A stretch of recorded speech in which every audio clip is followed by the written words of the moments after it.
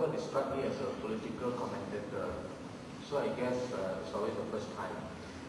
As Alex will say, it's like, virgin.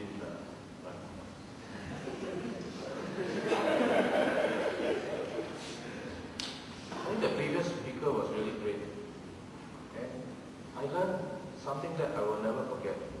When he said, if you want to be good in something, you must do it full time. Are there any part-time political commentators in Singapore?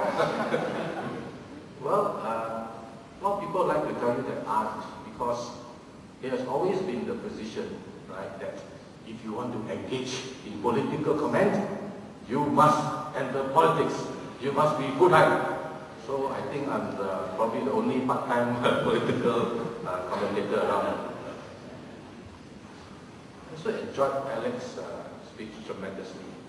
I never learned statistics like minimum once a week, recreational activities, 2,000 over times in your lifetime, success rate is 1 out of 4.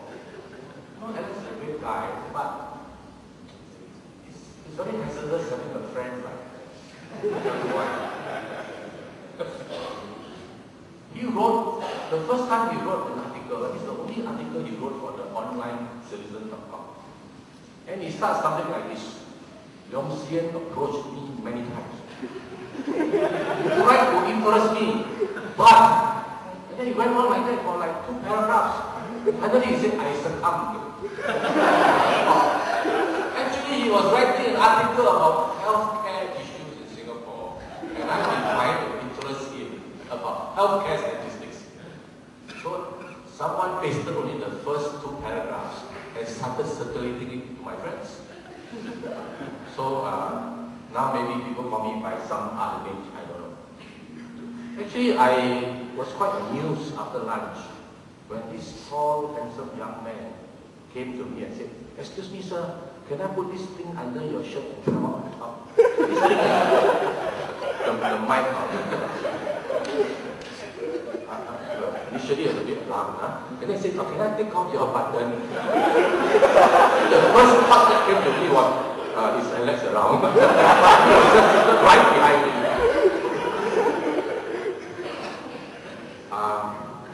So actually, maybe you can explain to me why every speaker gets to have this thing. Why only for me you have to put this thing through to come out? Is it because that I'm collecting my CPF at the end of this year? Unlike most people who need only one hand, I need both for recreational activity. Okay, so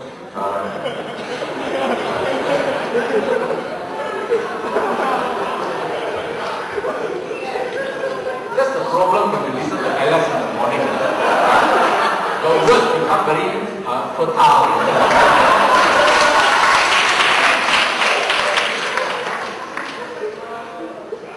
Now for the serious stuff. Okay? I'm going to talk about the budget. I'm going to talk about CPF Life. I think the official title of my talk this afternoon is a journey from compulsory annuity to longevity insurance to lifelong income to CPF Life. Now this is another, everybody gets some money budget. Every year when the budget is out, you get all the analysis. And they will say, oh, the budget, this is good, this is bad, this is good. You should get more money for these people, you should give less to these people. I want to suggest to you that in future budgets, don't look at how much money you are getting. Don't look at which one you're getting more or less. You should analyze the budget, focusing on whether and to what extent it addresses the main problems that Singaporeans have today. And what are the main problems that Singaporeans have today? Retirement, healthcare, and housing. You know, Singaporeans save the most money in the world before they retire. At 34.5% contribution, you are the greatest savers in the world.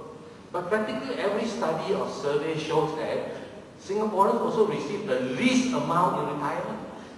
Two recent studies, replacement income ratio in retirement.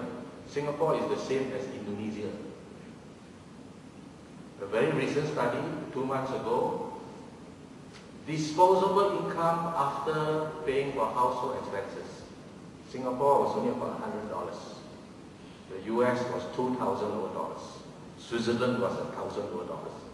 You know, today this is supposed to be my 4th speaking engagement. Fortunately, the one that is supposed to clash with yours has been cancelled. It was called the squeezed standard of living. Not Swiss, the squeezed standard of living. But that public forum has been cancelled because they could not get anyone to, no one was going to rent them an auditorium to talk about the squeezed standard of living. I'm not joking, this is real stuff. Okay? In Singapore, sometimes when you want to run a forum and you're speaking on slightly maybe like political comment, you may not even be able to get a hotel to rent you the place. The first place that these people rented told them, oh, since you're going to talk on this thing, we are cancelling your reservation for the room. The second hotel said, oh, we made a mistake, no? Actually, we booked for you in March, it's not February, so your room is gone already. And this went on and on and on. I shall not identify the people who are trying to organize this forum, but they are not like me, part-time, they are full-time people, you know?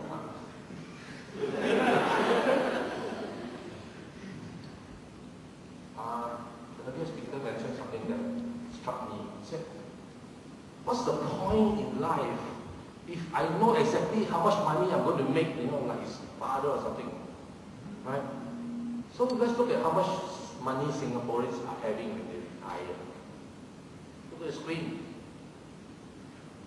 At age 55, the average CPF balance, according to the CPF board in June last year, was 66,000. Now, average balance may include the large balances. Huh? You know, people who just increase their pay to 3 million, 4 million, large balances. So, what is the median CPF balance? You know, median, half the population. For those us people, you don't understand median, average, don't worry. Okay?